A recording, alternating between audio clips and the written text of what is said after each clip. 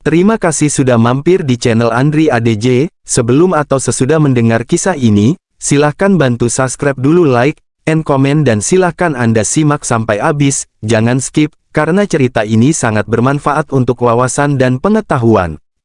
Sunan Gunung Jati atau Syarif Hidayatullah dikenal sebagai wali Allah sekaligus Raja Cirebon. Sebutan nama Sunan Gunung Jati sendiri merupakan gelar yang diberikan umat muslim kepadanya untuk jasa yang dilakukannya. Sunan Gunung Jati dikenal gigih dalam menyebarkan agama Islam di bumi Cirebon. Wali ini selalu berprinsip bahwa pemimpin itu tidak boleh serakah dan harus berbaur dengan masyarakat. Sunan Gunung Jati atau Syarif Hidayatullah dikenal sebagai wali Allah sekaligus Raja Cirebon. Sebutan nama Sunan Gunung Jati sendiri merupakan gelar yang diberikan umat muslim kepadanya untuk jasa yang dilakukannya. Sunan Gunung Jati dikenal gigih dalam menyebarkan agama Islam di bumi Cirebon. Wali ini selalu berprinsip bahwa pemimpin itu tidak boleh serakah dan harus berbaur dengan masyarakat. Sunan Gunung Jati tidak hanya mewariskan nasihat-nasihat kepada anak cucunya, namun wali Allah ini juga mewariskan ajian yang dapat digunakan untuk keperluan tertentu. Sunan Gunung Jati tidak hanya mewariskan nasihat-nasihat kepada anak cucunya, namun wali Allah ini juga mewariskan ajian yang dapat digunakan untuk keperluan tertentu. Ajian Sunan Gunung Jati itu diantaranya yakni ajian Aji Jamus Kalimasada yang sangat unik. Karena ajian inilah salah satu ilmu warisan dari wali Sunan Gunung Jati yang diturunkan kepada Raden Kian Santang. Ajian ini konon multifungsi, dan mengandung 1000 kegunaannya di dalamnya. Salah satu manfaat dari ajian wali Sunan Gunung Jati ini ialah untuk pengobatan pembentengan dan tenaga dalam. Ajian ini bisa langsung dibuktikan untuk proteksi gaib dimanapun makhluk halus berada, di saat itu juga Anda bisa mengetahuinya.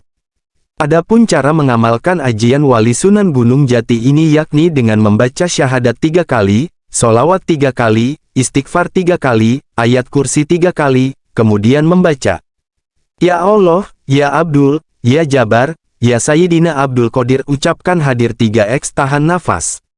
Sewaktu membacanya, dibaca 3 kali tahan nafas lalu disambung dengan bacaan, layamut, dibaca 3 kali tahan napas juga. Lakukanlah amalan ajian wali Sunan Gunung Jati ini selama 7 malam, dimulai malam weton atau malam kelahiran Anda. Adapun pantangan ajian wali Sunan Gunung Jati ini yakni tidak untuk digunakan kejahatan. Kisah Ki Kambang, pedang sakti Sunan Gunung Jati yang bikin musuh gemetar. Peran para tokoh besar pendiri Cirebon menjadi catatan penting dalam sejarah perkembangan Pantura Jawa Barat. Para tokoh tersebut tidak hanya meninggalkan warisan seni, budaya, dan bangunan tua. Sejumlah benda pusaka yang menjadi pegangan mereka semasa hidup menyisakan kisah misteri dan kesohoran benda tersebut. Sumber Filolog Cirebon, sejumlah benda pusaka Cirebon masih tersimpan dan dirawat oleh keluarga keraton. Salah satunya pedang Sunan Gunung Jati Cirebon bernama Ki Kambang. Masih ada tersimpan rapi di Keraton Kaprabonan dan saya pernah melihatnya sendiri. Hanya saja tidak bisa sembarangan dikeluarkan. Panjang pedang Sunan Gunung Jati tersebut hampir 1 meter. Pedang digunakan untuk komando dalam setiap peperangan pasukan Cirebon. Konon, dalam setiap peperangan, musuh yang berhadapan dengan pasukan Cirebon akan ketakutan. Pedang tersebut membuat pemegang terlihat berwibawa. Salah satunya ketika perang kerajaan Cirebon melawan Galuh, pedang itu jadi komando diserahkan oleh Sunan Gunung Jati kepada komandan perang. Kadang memimpin sendiri. Pedang tersebut kemudian diwariskan kepada keturunan Sunan Gunung Jati yang menjadi putra mahkota. Dari Sunan Gunung Jati, pedang diwariskan ke Sultan Muhammad Badriddin Kaprabonan hingga ke Pangeran Fajar Harun. Berdasarkan catatan yang didapat, pedang tersebut memiliki keunikan tersendiri. Jika ditaruh di air, pedang tersebut mengambang. Sementara dari informasi yang didapat, nama pedang Ki Kambang memiliki cerita menarik. Pedang tersebut adalah jelmaan seekor ular yang bertemu Sunan Gunung Jati. Ceritanya ketika Sunan Gunung Jati turun ke pelabuhan ada seekor ular di hadapannya. Di hadapan ular, Sunan Gunung Jati terdiam dan bertanya ke ular tersebut maksud dan tujuan menghadangnya. Singkat cerita, sang ular tersebut mengaku ingin mengabdi kepada Sunan Gunung Jati. Sunan Gunung Jati sempat heran dengan permintaan ular yang ingin mengabdi padanya. Namun, seketika itu, ular tersebut berubah bentuk menjadi pedang. Jadi musuh terlihat takut saat pedang dihunuskan mungkin karena memiliki komara ular dan orang yang membawa pedang itu terlihat berwibawa. Di luar nalar manusia biasa, ini 5 karomah Sunan Gunung Jati. Dapat mengambil tumor tanpa operasi sampai menguasai 99 bahasa. Sunan Gunung Jati mempunyai berbagai karomah yang belum banyak diketahui masyarakat luas. Mampu sembuhkan tumor tanpa operasi hingga menguasai 99 bahasa. Di antara 9 wali songo yang menyebarkan Islam di Nusantara, nama Sunan Gunung Jati mungkin paling banyak dikenal.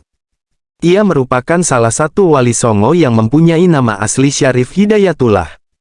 Sunan Gunung Jati sendiri merupakan pendiri Kesultanan Cirebon yang berasal dari Kairo, Mesir. Sang wali dipercaya mempunyai pengaruh besar untuk menyebarkan Islam di tanah Jawa, khususnya Jawa Barat. Seperti anggota wali songo yang lain, Sunan Gunung Jati pun dipercaya oleh masyarakat luas mempunyai karomah. Paling masyhur yakni menyembuhkan tumor tanpa operasi dan mampu menguasai 99 bahasa. Tak hanya itu, ada beberapa karomah lain dari Sang Sunan. Apa saja? Diolah dari berbagai sumber, simak selengkapnya di sini. 5 karomah Sunan Gunung Jati. 1. Mengambil tumor tanpa operasi.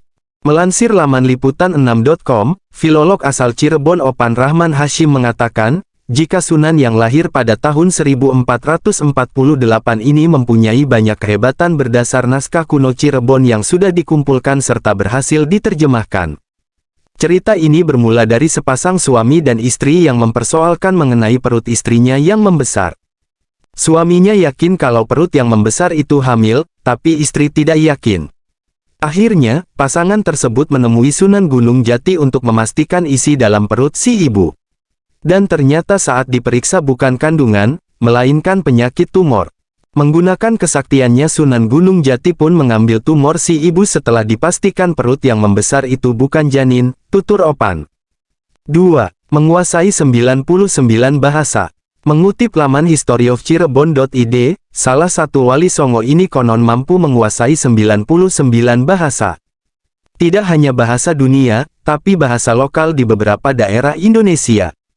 Kemampuan inilah yang dimanfaatkan oleh Sang Sunan untuk menyebarkan Islam sampai ke wilayah pelosok. 3. Ahli strategi. Karomah berikutnya yakni seorang ahli strategi. Kehebatan ini terbukti secara empiris karena kesultanan yang ia pimpin, Kesultanan Cirebon, mempunyai wilayah kekuasaan yang luas. Bahkan hampir menyebar di seluruh Jawa Barat dan beberapa di Jawa Tengah. 4. Seorang pengajar yang gigih. Penyebaran Islam oleh Sunan yang wafat tahun 1568 di Cirebon ini terbilang luas. Tampaknya hal tersebut wajar, sebab menurut berbagai sumber, Sang Sunan bisa dibilang merupakan sosok yang gigih di bidang pendidikan dan teladan sejati. Contohnya, ia mengajar menjelajah ke pelosok desa atau istilah bahasa sekarang yakni secara door-to-door. 5. Ahli politik. Semasa hidup, Sang Sunan dikenal juga sebagai ahli strategi politik. Karomah tersebut dibuktikan, di mana saat ia menyebarkan Islam juga mampu menaklukkan kerajaan Pajajaran dan mengusir Portugis. Wallahu a'lam bishawab. Semoga kisah atau sejarah ini bermanfaat, bantu subscribe, like dan komen, agar video berikutnya bisa terus ditayangkan. Terima kasih, semoga kita selalu sehat dan berkah, amin.